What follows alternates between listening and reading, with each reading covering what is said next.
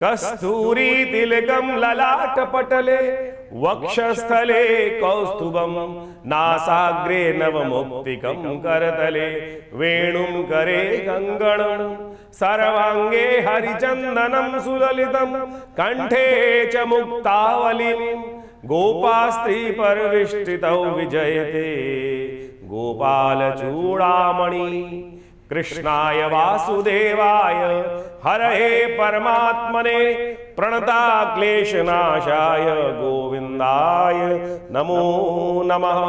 25 तारीख सोमवार का अवसर, तिथि बहुत खास है, बहुत खास है। वर्ष में एक ही दिन ये तिथि आती है, लेकिन इस बार 2 बार तिथि आने का योग बन रहा है, लेकिन शुद्ध इसी दिन है। दशमी तिथि है और साथ साथ ग्रहों का परिवर्तन का योग जो बन रहा है वह कहीं ना कहीं नई उम्मीद आपके लिए उत्पन्न करता दिखाई दे रहा है। धूप छाँव का फर्क, यानी बिल्कुल ज़मीन आसमान का फर्क इस वक्त ग्रह आपकी राशि में दिखा रहे हैं।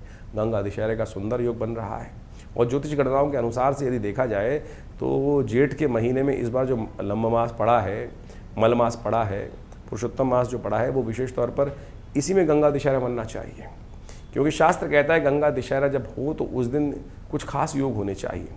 सूर्य जो होना चाहिए वो वृषभ राशि में होना चाहिए और साथ साथ चंद्रमा जो हो वो कन्या राशि में हो तो बहुत श्रेष्ठ है। बाई चांस इस बार दोनों योग बन रहे हैं और ये बड़े शुभ योग बनाते हैं, तो इसके अनुसार से इस दिन दशम पापम हरति जो सूत्र है वो बिल्कुल पूर्व होता दिखाई दे रहा है। एक गंगा की डुबकी दशों पापों को, जीवन के कष्टों को हर कर एक नया जीव को उस स्नान करने के बाद उत्पन्न करता दिखाई देगा। समस्त पापों को समाप्त करने का सुंदर सुयोग बन सकता है, लेकिन कैसे निवृत्ति होगी, कैसे, ये भी तो ध्यान करने की आवश्यकता है। लोग जाते हैं, डुबकी लगाते हैं, उस वक्त ठंडा पानी, गर्म पानी, ऐसे ही भाव ध्यान रखते हैं, बस गंगा जी में डुबकी लगा रही है। भाव क्या होता है कि श्री हरि के श्री चरणों से निकली हुई सुरसरी गंगा के अंदर हम समर्पण भाव से डुबकी लगा रहे हैं। ये भाव हो कि प्रभु अब तेरे हाथ निकाल या ले जा, निकलूँ तो ऐसा निकलूँ कि निर्मल होकर निकलूँ। ये भाव, समर्पण भाव से यदि इस दिन गंगा जल से स्नान किया जाए भगवान के प्रति समर्पित भाव से, तो फिर निष्कलंक निष्पाप होकर बाहर आ सकते हो।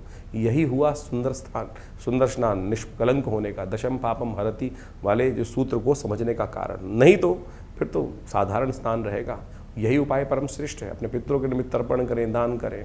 महात्म तो अद्भुत है भारतीय संस्कृति में, इस पूरे महात्म को समझें। गंगा दशहरा एक ऐसी अद्भुत तिथि है जिसमें जो पुण्य कार्य, शास्त्र कहता है दशम पापम हरति दशहरा। और इस बार जेठ के अधिक मास में जो गंगा दशहरा पड़ रहा है, बहुत लोगों की मान्यता है कि शुद्ध में लेना चाहिए, लेकिन बहुत सारे लोगों की मान्यता है कि गंगा दशहरा यदि अधिक मास में पड़ रहा हो तो वो ज़्यादा पुण्यदायक हो जाता है। इसलिए आपको 2 योग पड़ रहे हैं, दोनों का पुण्य लेने का प्रयास करें। गंगा दशहरा, गंगा दशमी, यानी जेठ के महीने में जो शुक्ल पक्ष की दशमी होती है उसको गंगा दशहरा कहा जाता है। हिंदुओं में सनातन में महापर्व कहा जाता है कि गंगा जो स्वर्ग से इसी दिन पृथ्वी पर अवतरण हुआ था और इसीलिए गंगा दशहरा कहा जाता है। दशम पापम, गंगा का अवतरण हुआ दशों पापों को हरने के लिए। 10 प्रकार के मानसिक, वाचिक, शारीरिक समस्त प्रकार के जो कष्ट हैं उससे निवृत्ति का योग बन जाता है। गंगा दशहरा की कथा शास्त्र के अंदर बड़े अद्भुत रूप से पौराणिक रूप में विद्यमान की गई है। पौराणिक कालों में कार्य के अनुसार से कहा जाता है कि सूर्यवंश में सगर नाम के एक राजा उपस्थित हुए थे। उनकी 2 रानियाँ थीं और उनके बहुत सारे पुत्र थे। भगवान शंकर को प्रसन्न कर उन्होंने वरदान प्राप्त किया और कहा जाता है उनके घर में 60,000 पुत्र हो, उनका वंश इतना बड़ा हो गया। और ऐसा जो है विशेष तौर पर इतना बड़ा वंश कहा गया उनको। एक रानी से 60,000 पुत्र हुए और एक रानी से एक पुत्र उत्पन्न हुआ। समय के अनुसार से चलता रहा बढ़िया। उनके मन में एक दिन भाव आया कि हम जो है अश्वमेध यज्ञ करें। अश्वमेध यज्ञ कहा जाता है महाराज सगर ने ही इस समस्त संसार में जितने सागर हैं उनको उन्होंने खुदवाया था, इसलिए सागर जो है जो नाम पड़ा उनसे ही पड़ता है। महाराज सगर ने अश्वमेध यज्ञ सुंदर रूप से कराया और अश्वमेध करने के उपरांत यज्ञ में क्या घोड़ा छोड़ने का नियम होता था। अपने वर्चस्व को स्थापित करने के लिए जहाँ जहाँ वो घोड़ा जाएगा वो सब उनके अधीन होते जाएंगे, इस प्रकार की परंपरा रही थी। तो कहा जाता है कि कपिल मुनि के आश्रम में वो घोड़ा इंद्र लेकर बांधा। इंद्र को भय हो गया कि कहीं मेरे सगर महाराज इस यज्ञ को पूरा कर लेंगे तो कहीं ना कहीं इंद्रासन ना ले लें। तो जो सगर महाराज का घोड़ा था वो कपिल मुनि के आश्रम में जाकर बांधा है। कहा जाता है सगर के पुत्र को घोड़े को ढूंढते ढूंढते जब महाराज कपिल मुनि के आश्रम में पहुंचते, कपिल मुनि साधना में विराजमान थे, साधना में आंख बंद करके बैठे हुए थे। उन्होंने देखा सगर के पुत्रों ने कि घोड़ा यहाँ बंधा हुआ है उन्होंने सगर जो वशिष्ठ कपिल मुनि का अपमान करना शुरू कर दिया। कपिल मुनि साक्षात भगवान विष्णु के अवतार माने जाते हैं, और जैसे ही उनका नेत्र खुला वो सारे के सारे 60,000 पुत्र वहीं जो है भस्म बन गए। ये अभिमान का प्रतीक था। सब देखिए कि कैसे जो जब इतना बड़ा राजवंश हो जाता है तो कहीं ना कहीं अभिमान भी हो जाता है। और उसके बाद उन समस्त पुत्रों को कपिल मुनि के जो तीसरा नेत्र खुलने से भस्म हो गए।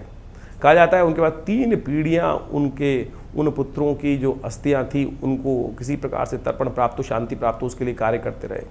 तो जो सुंदर आशीर्वाद प्राप्त हुआ, कपिल मुनि जब जागे साधना से तो उन्होंने सगर महाराज पर कृपा करके बताया कि गंगा का अवतरण करो, गंगा के स्पर्श से ही ये जो है इन 60,000 पुत्रों की जो है मुक्ति होने का योग बन सकता है। तो कहा जाता है उसके बाद 2 पीढ़ियाँ लगातार महाराज सगर की गंगा को मनाती रही। तब महाराज भगीरथ उपस्थित हुए उनके बाद, और महाराज भगीरथ ने उन भगवान विष्णु की सुंदर उपासना करी, और भगवान विष्णु की सुंदर उपासना कर कर उन्होंने गंगा को मांगा। गंगा को मांगने के बाद कहा गया कि गंगा जब पृथ्वी पर अवतरण होंगी तो ये वेग पृथ्वी सह नहीं पाएगी। तो भगवान शिव की उपासना कर कर उन्होंने शिव को प्रसन्न किया। शिव ने उस गंगा को अपनी जटा में स्थान दिया है। तो वो उस दिन वो जब पृथ्वी पर अवतरण हुआ है उस दिन को खास तौर पर यही कहा जाता है कि वो दिवस जो है वो गंगा दशहरे का दिवस है। और उस दिन से पृथ्वी को लेकर महाराज जो है पृथ्वी पर लाने के बाद महाराज जो भगीरथ है वो आगे आगे चले हैं। और कहा जाता है गंगा दशहरा से के अवतरण होने के बाद जो मकर पर जो सूर्य जब आते हैं, मकर संक्रांति जब होती है, तब वो ऋषि कपिल मुनि के आश्रम पर लेकर उनको पहुंचते हैं गंगा सागर में, जहाँ पाताल में गंगा जी पहुंचती हैं। तब जाकर उस दिन उन सगर के 60,000 पुत्रों की मुक्ति का सुंदर रास्ता बना। तो ये ऐसी अद्भुत दशम पापम हर, 10 पापों को हरने का सुंदर सुयोग बनता है। इस दिन गंगा जल में स्नान कर लेना चाहिए। दान पुण्य इत्यादि जब ज़्यादा से ज़्यादा करने का प्रयास करना चाहिए। पितरों की निवृत्ति के लिए इस दिन बढ़िया। देखो एक तो पुरुषोत्तम मास चल रहा है, गंगा दशहरा, उसके बाद दशमी का योग बन गया है, जेठ मास की शुक्ल पक्ष की दशमी का, अधिक मास का शुभ योग बन रहा है। तो ऐसे में कोशिश करें अपने पितरों के निमित्त, पता नहीं कौन कौन कहाँ से तृप्त है, जो अतृप्त आत्माएं हो सकती हैं, उन सब के निमित्त तर्पण इत्यादि करने का प्रयास करें, जल छोड़ने का प्रयास करें, जो पिंडदान इत्यादि करने का प्रयास करें। गंगा जल में समर्पित भाव से हो सके तो जितना हो सके गंगा में स्नान करने का बड़ा महत्व कहा गया है। देखिए आप अपने समस्त दशम पापम हरति शास्त्र कहता है, कैसे होंगे निवृत्त? हाथ में गंगा जल में जाके उसमें एक बार डुबकी लगाकर छोड़ दीजिए भगवती के समक्ष अपने आप को। अरे बस तुझ पे समर्पित भगवती। क्या है गंगा? गंगा भगवान विष्णु के चरण का जल है। कहा जाता है कि वो चरणों के से जो जब वामन अवतार के समय में भगवान विष्णु का जो चरण ब्रह्मलोक पहुंचा था, तो ऋषि ने महाराज ने ब्रह्मा जी ने उस जल को धोकर अपने कमंडल में रख लिया था। उन चरण को धोने के बाद वही गंगा जी हैं साक्षात।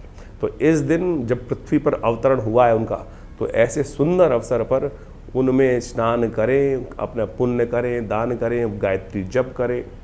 कोई भी वर्ण का व्यक्ति हो, वो सबको अधिकार है इस प्रकार से अपने पितरों के निमित्त जो कर्तव्य हो सकता है वो अवश्य करने का प्रयास करें। देखिएगा कल्याण का योग बनेगा। ये दशम पापम हरति दशहरा जो योग है, इसका अवश्य लाभ लेने का प्रयास कीजिए, अपने पुण्यों को जगाने का प्रयास कीजिए। और क्या होता है, हमसे रोज़ कहीं ना कहीं पाप होते रहते हैं, और ये गंगा दशहरे का सुंदर योग जो बना है, कोशिश करें इस दिन अवश्य गंगा जी का स्नान। अगर नहीं जा पा रहे हैं तो क्या करें, कैसे करें? देखिए उसके लिए रास्ता है बहुत सुंदर। आप सबके घर में गंगा जल होगा, गंगा जल लेकर थोड़ा सा अपने पानी में मिला लीजिए और उस जल को सुंदर रूप से उसी से स्नान कर लीजिए। कुछ भ्रांति है लोगों के मनोमस्तिष्क में। कई लोगों ने अधकचरे ज्ञान के कारण से इस बात को उत्पन्न कर दिया है कि गंगा जल है विशिष्ट तौर पर। गंगा जल में आप किसी पानी मिला दोगे तो पूर्ण पानी गंगा जल हो जाएगा, इस बात में कोई दोष नहीं है। कुछ लोगों ने ऐसी भ्रांति फैला दी है कि गंगा जल में तो मिला देंगे किसी और जल में तो वो गंगा जल नहीं होगा, वो तो मदिरा के समान बन जाएगा। ये कहीं भी ऐसा कुछ नहीं लिखा है। कुछ लोगों ने ज़बरदस्ती भ्रांति उत्पन्न करने का प्रयास किया। हाँ, गंगा जल के संबंध में इस बात जरूर कही जाती है कि यदि किसी की अंत्येष्टि के बाद आप अस्थियां विसर्जन करने के लिए उस गंगा जल को घर में ले आते हैं, आमतौर पर लोग विसर्जन करने के बाद, वो गंगा जल नहीं रखना चाहिए घर में। अस्थि विसर्जन के टाइम पर जो गिराकर जो गंगा जल घर में लेकर आते हैं, वो गंगा जल 13वीं के बाद आपको बहा देना चाहिए। उसको नहीं रखना चाहिए। वो गंगा जल उसलिए कहा जाता है कि अंत्येष्टि के बाद जो बचा हुआ गंगा जल जो है, जो उस जगह उस समय गंगा जल स्नान करने गए हैं और वो घर में ले आए, तो वो नहीं रखना चाहिए। बाकी समस्त पुण्य समय पे गया हुआ लाया हुआ घर में गंगा जल बरसों बरसों तक उपयोग कर सकते हैं। और शुद्ध रूप से आप समझें, आप घर के पानी को 4 दिन 10 दिन एक बोतल में रख के रख दीजिए, कीड़े पड़ जाएंगे। गंगा जल का ऐसा अद्भुत महात्म है, उसके अंदर ऐसा अमृत है, भगवान विष्णु के चरणारविंद से निकला हुआ वो जो जल है, जो कहा जाता है कि उसमें कभी कोई कीड़ा नहीं पड़ता। 10-10 क्या 100-100 साल तक लोग उठा के रखे होंगे, आपके बहुत 20-20 साल 30-30 साल तो आपको रखे हुए हो गए होंगे गंगा जल को अपने घर में। कभी उसमें कीड़े पड़ते देखे आपने? ये अमृत है जो वास्तविक तौर पर आपको समझाया जाता है। तो इसको अब अवश्य इस गंगा दशहरा पर इस पुण्य को कमाने का प्रयास करें। छोटे छोटे उपाय हैं, अपने घर में पूरी तरह से गंगा जल से हल्का सा छींटा दें, माँ गंगायै नमः इस मंत्र का जप करते हुए विशेष तौर पर अपने घर पे छींटा दें। सब लोगों को, बच्चों को कहें गंगा जल से स्नान करने का प्रयास करें। और भी नहीं मिलता है, कोई दिक्कत नहीं है, उसका भी रास्ता एक बता देते हैं। मानस पूजा, आँख बंद करके मंदिर में बैठ जाइए, भगवान के मंदिर में, और वहाँ जाकर ध्यान से पहुँच जाइए। ध्यान के द्वारा गंगा जल में स्नान कीजिए। कभी अमेरिका बैठा है कोई, कैसे जाएगा, नहीं आ सकता, वहीं बैठ स्नान कर, आंख बंद करके बैठ और गंगा जल में ध्यानपूर्वक सूक्ष्म शरीर के द्वारा ध्यान करिए कि गंगा के साक्षात तट पर आप विराजमान हैं। ओमकार का जप करते हुए, भगवान शिव का ध्यान करते हुए, ओम नमः शिवाय का, ओम नमो भगवते वासुदेवाय का मंत्र जप करते हुए वहीं गंगा जल में ध्यान से स्नान कीजिए, वही पुण्य प्राप्त होगा।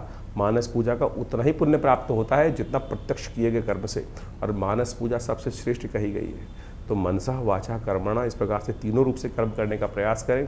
भगवान की कृपा से आपके जो कष्ट है वो दूर होंगे, पुण्य की जागृति होगी। पहला कर्म जो है मानसिकी है, तो मानसिक तौर पे भी यदि आप इस दिन इस कार्य को कर लेंगे तो बहुत शुभ प्राप्ति के योग बन जाएंगे। 26 तारीख मंगलवार का अवसर, और इस वक्त ग्रह नक्षत्रों का योग जो बन रहा है, एकादशी के साथ मंगलवार बना है, जेठ की एकादशी, अधिक मास की एकादशी, और सुंदर रूप से बुढ़वे मंगल के साथ, बड़ा मंगल के साथ में एकादशी का सुंदर सुयोग बनकर आ रहा है। और इस दिन आपकी राशि के दृष्टिकोण से बहुत सुंदर योग बनकर तैयार हो रहा है। बुद्ध महाराज उदय होने जा रहे हैं। जो चीज़ें आपके खिलाफ जा रही थी, जो चीज़ें कहीं ना कहीं आप चाहकर भी नहीं प्राप्त कर पा रहे थे, छटपटाहट थी मन में कि मैं उपयुक्त व्यक्ति हूँ और मैं तब भी मेरे साथ नहीं हो रहा है, ना घर का साथ है ना कोई बाहर का साथ है, अब वो साथ मिलने का योग आपकी राशि में प्रशस्त हो गया। बुध आदित्य योग सुंदर रूप से आपके खेल किस्मत को जगाने के लिए रास्ता बनाता दिखाई दे रहा है। सहयोगी सहयोग देंगे, विरोधी कहीं ना कहीं परास्त होने की तरफ जाएंगे, लेकिन शनि अभी भी अपना खेल कर रहा है। ध्यान रखना, 7.5 का योग है। बुध आदित्य योग तो बहुत सुंदर हो गया, आधी चीज़ें 50% तो ठीक हो गया।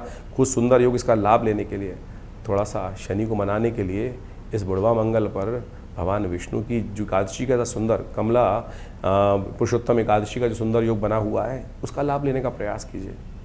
हनुमान जी ने इस दिन, कहा जाता है कि भगवान राम के दर्शन कर कर अपने आप को पुण्य प्राप्त करने का, अपने को परमात्मा के साथ जोड़ने का सुंदर सुयोग बनाया था। तो आप भी वही करें। कहा जाता है कि इस बड़े मंगल पर हनुमान जी की सुंदर आराधना करता है, राम का दर्शन करता है, भगवान का दर्शन करता है, समस्त संसार के सुख प्राप्त करने के योग बना लेता है।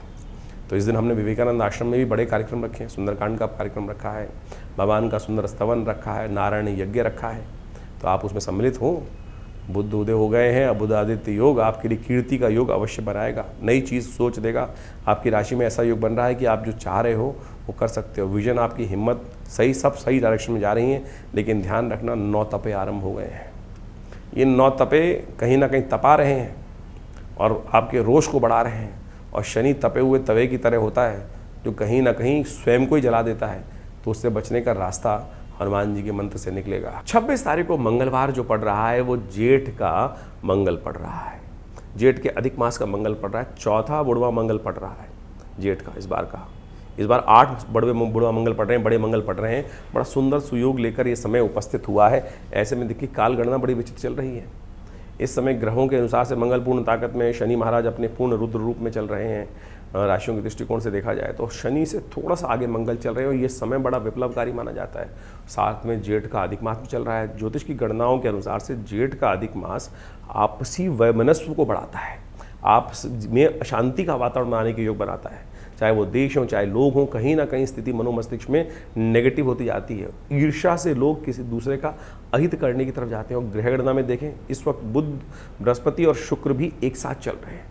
ये गणना कहीं भी ठीक नहीं है। मंगल राशि के दृष्टिकोण से पूर्ण ताकत में दुस्साहस करने की तरफ प्रवृत्ति जा सकती है, इसलिए अपने आप को बचा के रखने का हमको यथाउचित भाव से प्रयास करना चाहिए। चौथा बुढ़वा मंगल है, ये बड़ा पुण्य का समय है। एकादशी के साथ ये योग पड़ रहा है।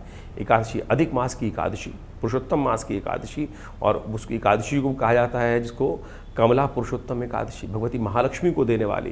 भगवान विष्णु की उपासना करने से लक्ष्मी और विष्णु दोनों रूप में आपके जीवन में कृपा करने के योग बना सकते हैं। और बुढ़वा मंगल का अपने आप में महत्व ऐसा है, बड़े मंगल का, कहा जाता है भगवान राम के युग में सबसे पहले हनुमान जी ने उस समय पहली बार उस जीवन में कहा जाता है भगवान के दर्शन किए थे, और अपने आप को बड़ा धन्य माना था कि भगवान के दर्शन करके सौभाग्य को प्राप्त करने के योग बना से। तो आप भी इस समय हनुमान जी को, इस कलिकाल में तो सबसे बढ़िया क्या है, कलिकाल जो है चल रहा है, कलयुग जो चल रहा है, संधि काल चल रहा है कलयुग का, और ये पुरुषोत्तम मास भी संधि काल ही है। ऐसे में संधि काल में कहा जाता है जो भी कर्म करोगे उसका कई गुना 100 गुना अधिक प्रभाव होता है। दो संधि काल चल रहे हैं, कलयुग भी चल रहा है, कलयुग का संधि काल चल रहा है, और इस वक्त पुरुषोत्तम मास भी आ गया है, तो दोनों संधि काल है और उसमें बुढ़वा मंगल का योग पड़ गया है। तो कोशिश ये करें हनुमान जी को प्रसन्न करने के लिए जितना उपाय करने का प्रयास करोगे उतना अच्छा होगा। भगवान विष्णु का स्तवन करें, ओम नमो भगवते वासुदेवाय। जब ओम नमो नारायण है, भगवान विष्णु को पंचोपचार षोडशोपचार पंचामृत से स्नान कराकर उनका चरणामृत ग्रहण करने का प्रयास करें। साथ साथ हनुमान जी का सुंदर स्तवन। देखिए हनुमान जी कौन है? हनुमान जी भगवान राम, भगवान के एक तरह से कहा जाता है उन्होंने अपना पुत्र स्वीकार किया उनको, और पूर्ण कृपा जिसको हो सकती है, भगवती ने स्वयं अजर अमर होने का आशीर्वाद दिया। अजर अमर गुरु सो तो हो कहा गया, और उसके बाद जब भगवती ने आशीर्वाद दे दिया, सुंदरकांड में वर्णन मिलता है, तो भगवान ने भी उनको पुत्र कह के संबोधित कर दिया।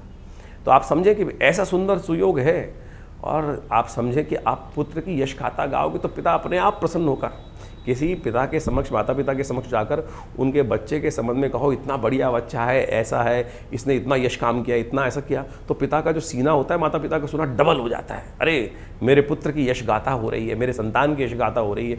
तो इस सुंदर सुयोग में देखिए सुंदरकांड का पाठ कीजिए, हनुमान चालीसा का पाठ कीजिए, हनुमान जी प्रसन्न हो जाएंगे, और क्या होगा, आशीर्वाद सुंदर प्रदान करने का सुयोग बनाएंगे। बहुत छोटे छोटे मार्ग हैं, इसको लाभ उठाने का प्रयास करना चाहिए। और बुढ़वा मंगल का तो अपने आप में ऐसा महत्व है कि जिस भी पंथ के, जिस भी संप्रदाय के व्यक्ति ने जब इनका पाठ किया है, कहा जाता है कि यवन रानी थी, मुस्लिम रानी थी, उसकी श्रद्धा हनुमान जी में हो गई, और उन्होंने उस बुढ़वा मंगल पर विशेष तौर पर बड़ी भगवत हनुमान जी की प्रसाद, पूजन, सवामनी सब भोग लगवाने का प्रयास किया, बड़ी श्रद्धा से उनका मंदिर बना के उनका पूजन किया। उनकी मनोकामना पूर्ण कर दी हनुमान जी ने। तो अवध के नरेश के यहाँ की ये, अवध के नवाब की ये कथा है, और ये सत्य माने बहुत सुंदर रूप से है। हनुमान जी कोई भेद नहीं करते किसी के लिए भी। हनुमान जी के लिए तो ये देखिए सब पंथ हैं अलग अलग, और अल्टीमेटली तो सब एक ही हैं, इसमें कोई फ़र्क ही नहीं है इस बात का। लोग कुछ मौलाना, कुछ लोग और सब लोग गंधी इत्यादि सब लोग कहीं ना कहीं जो है वो भेद करने का प्रयास करते हैं, लेकिन परमात्मा के लिए तो कोई भेद नहीं है। जो जीव है इस संसार में वो सब कल्याण का मार्ग प्रशस्त कर सकते हो। तो आप भी इस दिन सुंदर रूप से हनुमान जी का पाठ, सुंदरकांड का पाठ, हमने विवेकानंद योगाश्रम में इस दिन विशेष तौर पर सुंदरकांड का पाठ रखा है, सवामनी का भोग रखा है, हनुमान जी के नवग्रह शांति महायज्ञ का सुंदर आयोजन किया है, पुरुषोत्तम मास में भगवान विष्णु का यज्ञ रखा है। तो आप सब उसमें सम्मिलित हुए, माँ भगवान हनुमान जी की कृपा से कष्ट दूर होने के सुंदर सुयोग बन जाएंगे। और साथ साथ हमने उस दिन एक व्यवस्था करी है कि हनुमान जी का ये सुंदर धागा आप सब धारण कर सकते हैं, अवश्य अपने कष्टों को दूर करने के लिए। हनुमान जी कृपा रक्षा कवच धारण करने का प्रयास करते हैं ना, तो आप हनुमान जी का ये रक्षा कवच सुंदर रूप से जो आश्रम में प्रतिष्ठित किया गया है वो सब अपने घर में धारण करने का प्रयास। सत्य माने इस वक्त मंगल बड़े विचित्र दौर में चल रहा है। मंगल इस वक्त कहीं ना कहीं दुस्साहस करा सकता है। जिन लोगों की कुंडली में मंगल शनि के साथ बैठा हुआ है, या शनि से दृष्ट है, या नीच का होकर बैठा हुआ है, या कहीं ना कहीं पाप ग्रहों से युक्त है, तो वो ऐसे इस समय में मंगल के अशुभ योग में चलते हुए क्या कर सकते हैं, दुस्साहस कर सकते हैं, और कहीं ना कहीं दुस्साहस भारी पड़ सकता है। इस वक्त नव तपा चल रहा है, और ऐसे में अग्निकांड का भयंकर योग है, वो कहीं ना कहीं दुर्घटना करा सकता है, और जिनकी 7.5 ढैया चल रही है उनको तो खासतौर पे सावधान रहना चाहिए। तो ये हनुमान जी का सिद्ध धागा धारण कर कर आप तमाम प्रकार से इससे रक्षा प्राप्त करने का सुंदर सुयोग बना सकते हैं। तो अवश्य हनुमान जी का सिद्ध रक्षा धागा धारण करने का प्रयास कीजिए, और उससे आपके बहुत से कष्ट दूर होने के अद्भुत योग बन जाएंगे कि जो शुद्ध रूप से आप कार्य करेंगे, कल्याण होगा। आप भी आइए विवेकानंद योगाश्रम में इस कार्यक्रम में, जो इस पूरे के पूरे जो मंगल पड़ेंगे इस जेठ के महीने में, करीब 4 मंगल और रह जाएंगे, उनमें भी होगा, सुंदर रूप से चल रहा है। और सब लोग आकर यहाँ भगवान हनुमान जी की जो विवेकानंद योगाश्रम में सिद्ध मनोकामना सिद्धि मंदिर में हनुमान जी की सिद्ध मूर्ति है, जिसको आचार्य केशव देव जी ने स्वयं अपने हाथों से प्रतिष्ठित किया। तो आप आइए, उनके दर्शन कर कर उनका लाभ लीजिए, चोला चढ़ाइए, हनुमान की भगवान की कृपा से आपके कष्ट दूर हो। 27 तारीख बुधवार का अवसर और ऐसे में एकादशी का सुंदर योग बन रहा है। कई क्षेत्रों में क्योंकि एकादशी वृद्धि की तरफ गई है, तो ये योग जो बनकर बने तो उसका लाभ लेने का प्रयास करना। बुधवार के दिन एकादशी और ज्येष्ठ के मलमास की एकादशी बुधवार के दिन बड़ी ही शुभ होती है, मनोरथों को सिद्ध करने वाली, ज्ञान को सिद्ध करने वाली मानी जाती है। और आपकी राशि के दृष्टिकोण से तो गजकेसरी योग बहुत सुंदर रूप से बनकर तैयार हो गया, जो धन लाभ की तरफ भी इशारा करता दिखाई दे रहा है। योजनाओं को सफलता की तरफ ले जाने के कार्य आपकी राशि बनाते दिखाई दे रहे हैं, लेकिन थोड़ा ध्यान रखने की आवश्यकता है। मन जो है दो चीज़ों में भटकता दिखाई दे रहा है। मीन राशि वालों के साथ आमतौर पर समस्या क्या होती है कि हाँ ना की स्थिति कई बार उनको परेशान करती है, और इस वक्त तो शनि महाराज ने खेल जो बिगाड़ रखा है उसको संभालने की खास ज़रूरत है। गजकेसरी योग तो महीने में कई बार बनता है, लेकिन इस समय जो ग्रहों का खेल है वो कई प्रकार से पॉजिटिव बन रहा है। एकादशी के दिन ये सुंदर योग बनकर तैयार हो रहा है, तो कोशिश ये करें भगवान विष्णु की सुंदर उपासना करें, भगवान विष्णु को माखन मिश्री का भोग लगाएं, भगवान विष्णु की सुंदर उपासना करके सफ़ेद पुष्प, पीले पुष्प उनको अर्पित करने का प्रयास करें। महालक्ष्मी कृपा होगी। श्री सूक्त का पाठ करें, श्री सूक्त का यज्ञ करें, देखिए भगवती कृपा से एकादशी सिद्ध होगी। व्रत करते हुए, भगवान का स्तवन करते हुए जागरण करना इस दिन सबसे कल्याणकारी शास्त्र के दृष्टिकोण से माना गया है। कर लीजिए, बहुत सुंदर योग बनेगा आपकी राशि के दृष्टिकोण से। 28 तारीख बृहस्पतिवार का अवसर है, द्वादशी तिथि विद्यमान है, साथ में त्रयोदशी आ गई है, प्रदोष का सुंदर योग बन गया है। और आपकी राशि के दृष्टिकोण से ग्रह गणना की बात करें तो आपके लिए कार्य सिद्धि का योग बना हुआ है। कार्य सिद्धि के साथ साथ कहीं ना कहीं आपकी राशि में कीर्ति का योग भी बना हुआ है। इन सब का योगों का लाभ आप अवश्य लेने का प्रयास करें, आलस को त्यागने का प्रयास करें।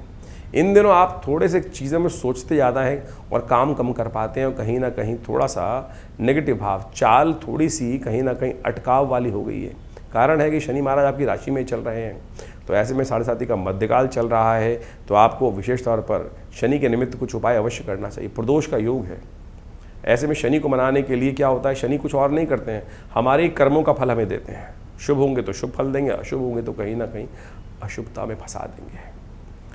और भावी मेट सके त्रिपुरारी भगवान शंकर की कृपा से समस्त कष्ट निवृत्ति का योग बन जाता है।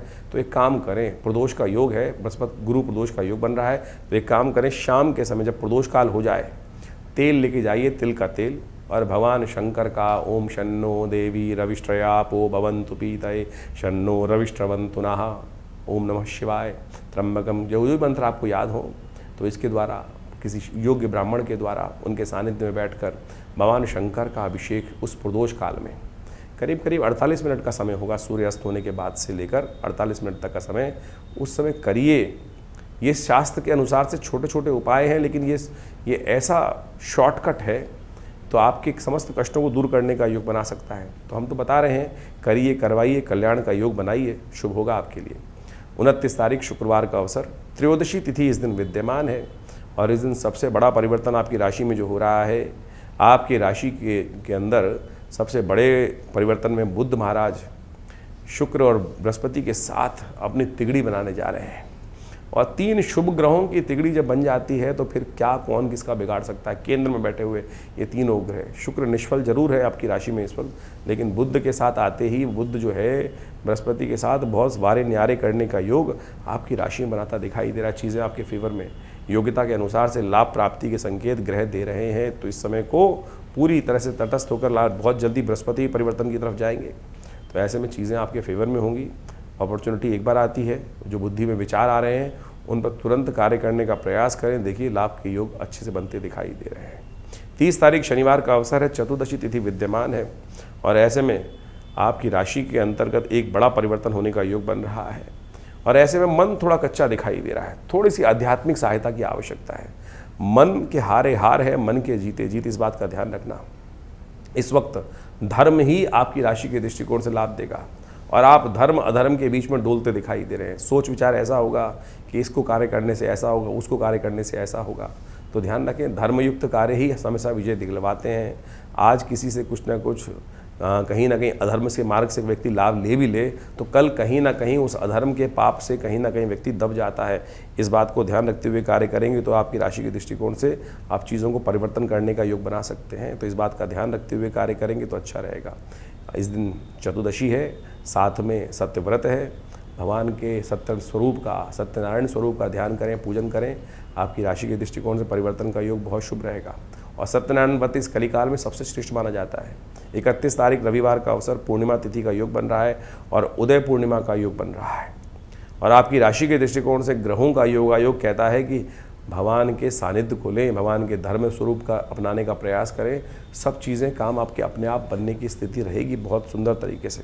और इस वक्त धर्म के क्षेत्र में जाकर तीर्थ यात्रा कर तीर्थ का लाभ लेकर कहीं ना कहीं, क्योंकि ज्येष्ठ मास की जो अधिक मास की जो पूर्णिमा होती है उस दिन पितरों के निमित्त तर्पण अवश्य करना चाहिए। पितृ से निवृत्ति का बहुत सुंदर योग माना जाता है।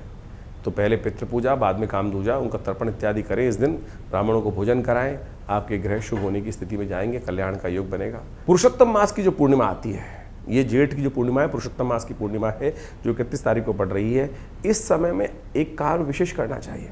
कहा जाता है पुरुषोत्तम मास अपने पितरों की तर्पण के लिए, पुत्रों के ऋण से निवृत्त होने के लिए सबसे श्रेष्ठ माना जाता है। वैसे तो कहा जाता है पूरे के पूरे 30 दिन तक अवश्य अपने पितरों के निमित्त तर्पण इत्यादि करना चाहिए, यज्ञ इत्यादि करना चाहिए, क्योंकि ये काल जो है यज्ञ के लिए, कथा के लिए, तर्पण के लिए ही, पितरों के निमित्त करण करने के लिए सबसे श्रेष्ठ माना गया है।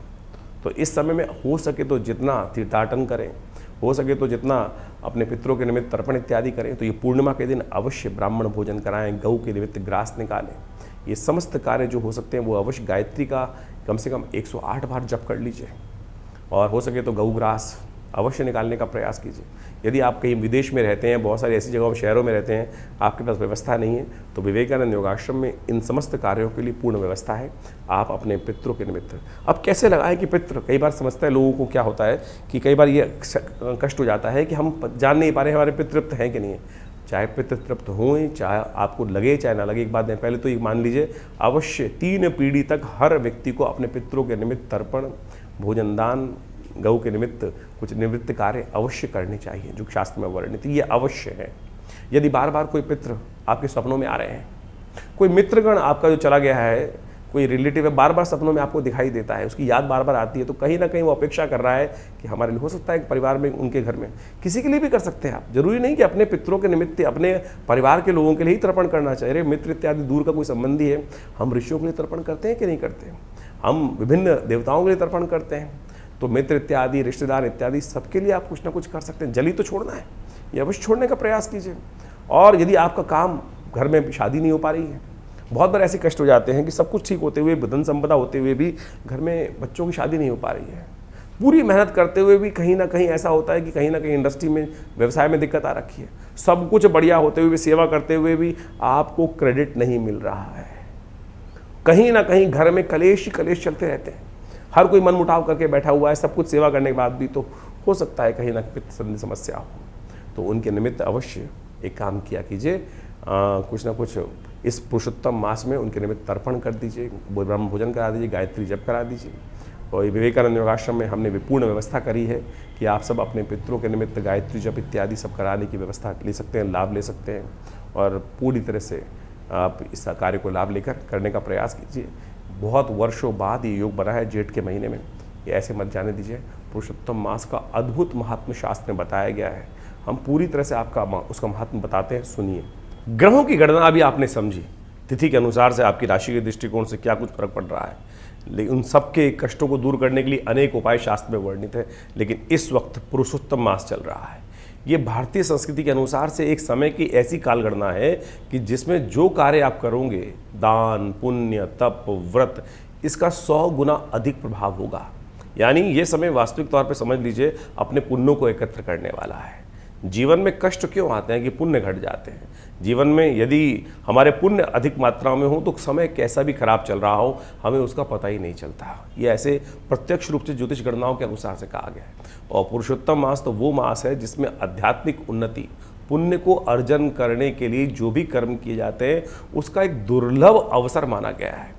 और सरल विधि, बड़ी सरल विधि से भगवान कृष्ण की केवल उपासना कर ओम नमो भगवते वासुदेवाय, इस मंत्र का केवल जप करके ही आप अपने पुण्यों को अद्भुत रूप से बढ़ाने का अद्भुत कार्य कर सकते हैं। भगवान विष्णु का कैसे ही पूजन किया जाए?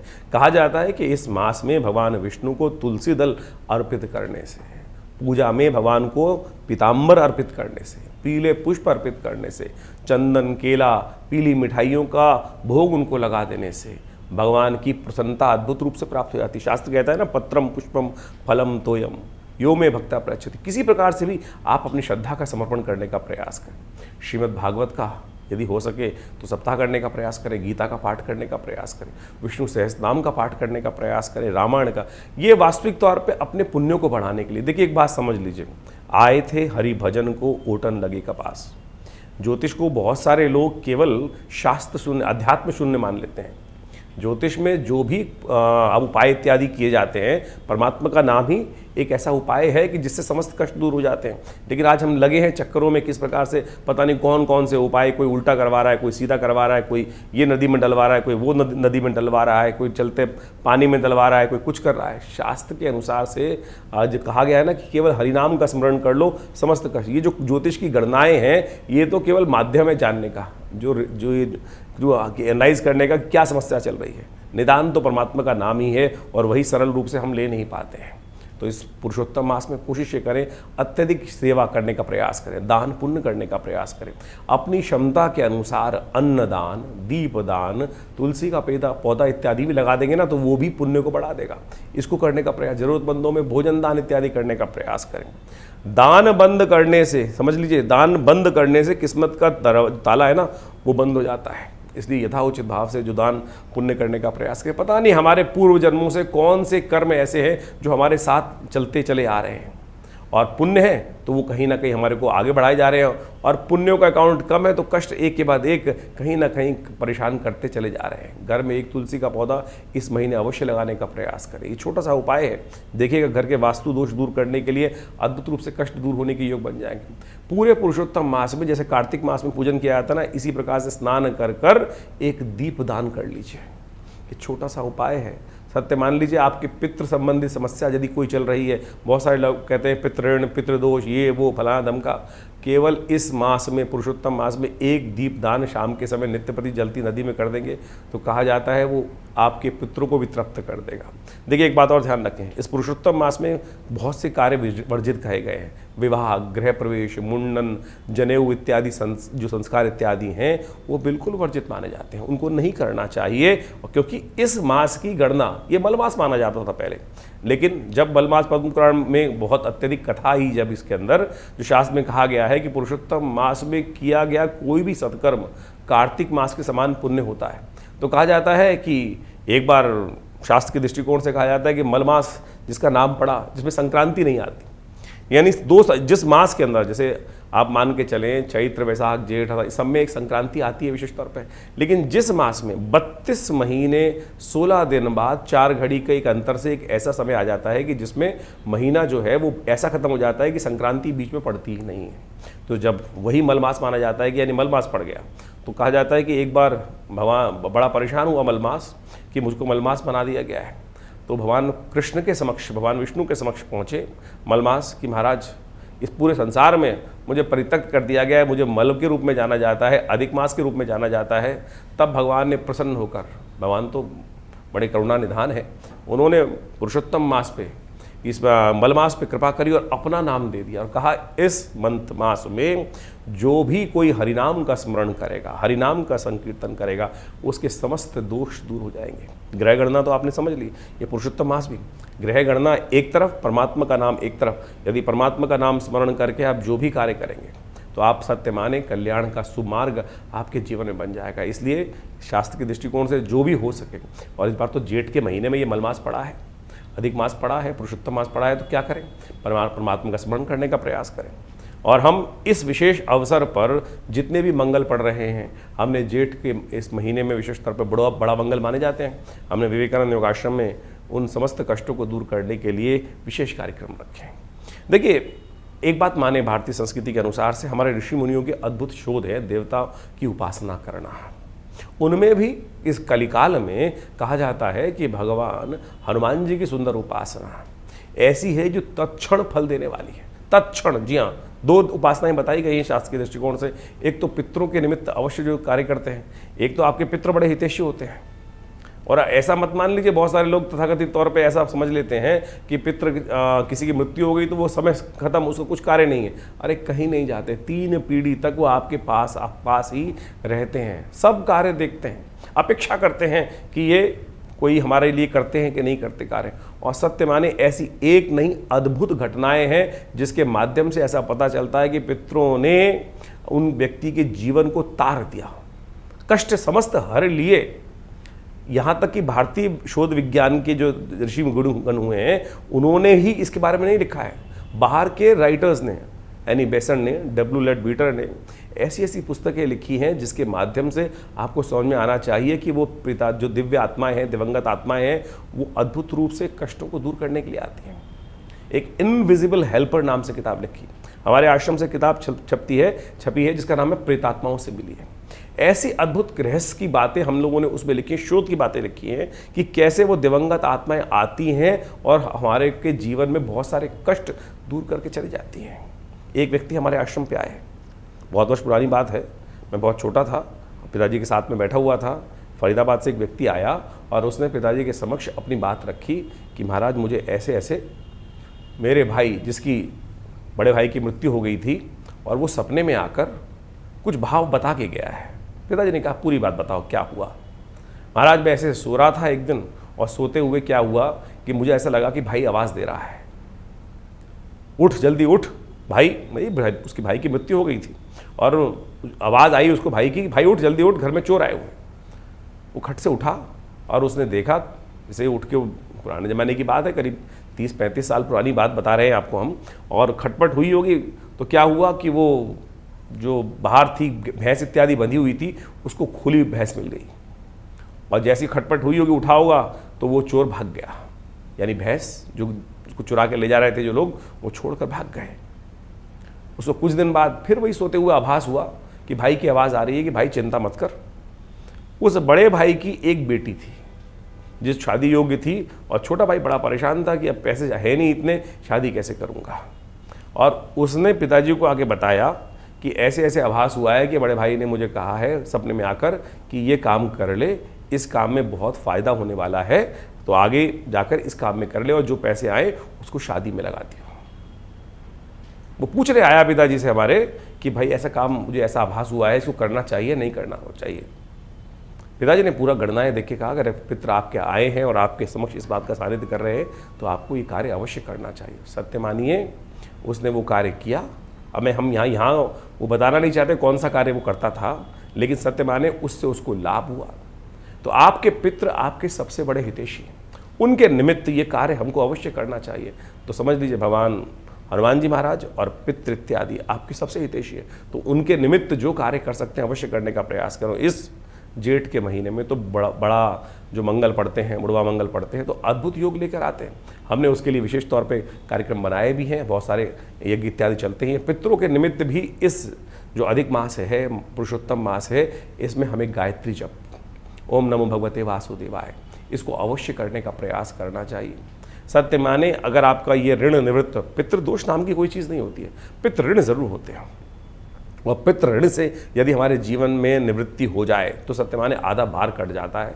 और साथ साथ हनुमान जी का स्तवन यदि हम कर लें तो आपके बहुत सारे कष्टों को दूर करने का सुंदर सुयोग बन सकता है। तो इस जो करीब 2.5 साल बाद ये पुरुषोत्तम मास आया है, साथ में जेठ के महीने में आया, वर्षों बाद ऐसा योग बना है, तो इसको जाने मत दीजिए। जितना हो सकता है पुण्य कार्य करने का प्रयास करें।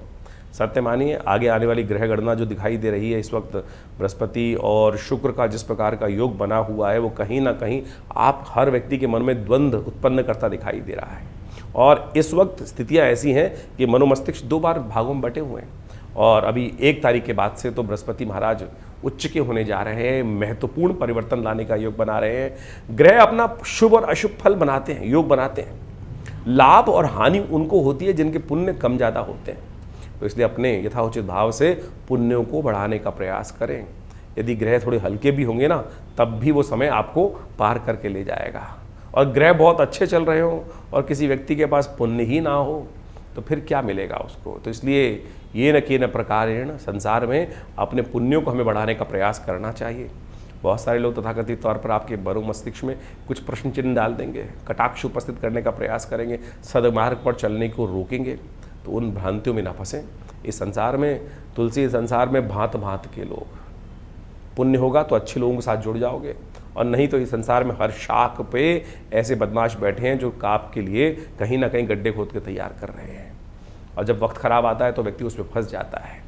और वक्त सही हो तो आप समझें, तुलसी बाबा ने जिस प्रकार से रामायण में कहा है ना, बिन हरि कृपा मिले ही नहीं संता। हरि कृपा कब होती है? जब हमारे पुण्य जागते हैं। तो इसलिए इस समय में आप कोशिश ये करें, पुण्य जगाने का प्रयास करें, ज्योतिष को इसी प्रकार समझने का प्रयास करें। नहीं तो फिर दुकान है, नग बेचने की दुकान ज्योतिष नहीं होनी चाहिए। मंत्र जप आप स्वयं करें, हम समस्त चीज़ें आपके समक्ष बड़े खुलकर बताने का प्रयास करते हैं, शास्त्र विधि के अनुसार से बताने का प्रयास करते हैं। इस ज्योतिष को पौराणिक मत के अनुसार से ही समझें। समस्त ज्योतिष के निदान, पंचांग, ये सब जितनी भी चीज़ें हैं वो पुराणों के साथ, अध्यात्म के साथ, भारतीय वेद विज्ञान के साथ जुड़ी हुई हैं। तो इसी प्रकार से वो समझने का प्रयास करें। आज हर दूसरा आदमी ज्योतिष के साथ जुड़कर अनेक अनेक प्रकार से अपने अपने कहीं बहुत अनेक कितने उपाय कोई करा रहा है। कोई वास्तु ठीक कराने में लगा हुआ है, कोई कुछ ठीक कराने में लगा हुआ है। हम वास्तु की बात भी इस बात करना हम चाहते हैं, इस बारे में बताना चाहते हैं कि लोग आज आते हैं और 5-5 लाख, 2-2 लाख, 4-4 लाख की चीज़ों को बताकर और पता नहीं कैसे कैसे वास्तु को ठीक करने का प्रयास करते हैं। भारतीय संस्कृति में गृह प्रवेश जब करते हैं तो सबसे पूजन जब करते हैं, सबसे गृह आरंभ करते हैं, तो सबसे पहले वास्तु शांति कर दी जाती है। वास्तु शांति हो गई और उसके बाद फिर वास्तु दोष कैसे रह सकता है? अगर किसी विद्वान ब्राह्मण ने, पंडित जी ने आपके घर में वास्तु गृह आरंभ करते वक्त वास्तु शांति करा दी और उसके बाद आपने गृह प्रवेश के टाइम पर भी वास्तु को स्थिर कर लिया, फिर कैसे आपके जीवन में, आपके घर में कोई इस प्रकार के दोष हो सकते हैं? इसलिए इन भ्रांतियों से हटें। और बहुत सारे लोग 3 पैर के मेंढक, 4 पैर के मेंढक और पता नहीं क्या क्या कौन कौन सी चीज़ें घर में लगा के ला देते हैं। हमने तो ऐसा देखा है कि बहुत सारे, जो इतना बड़ा आदमी उतना ज़्यादा लोगों को उसको बनाने के लिए बहुत सारे जो हैं शातिर लोग कहीं ना कहीं घूमते रहते हैं। एक व्यक्ति मेरे आश्रम पे आए बहुत साल पहले, मुझे याद है, मतलब वो, मैंने बोला क्या करते हो?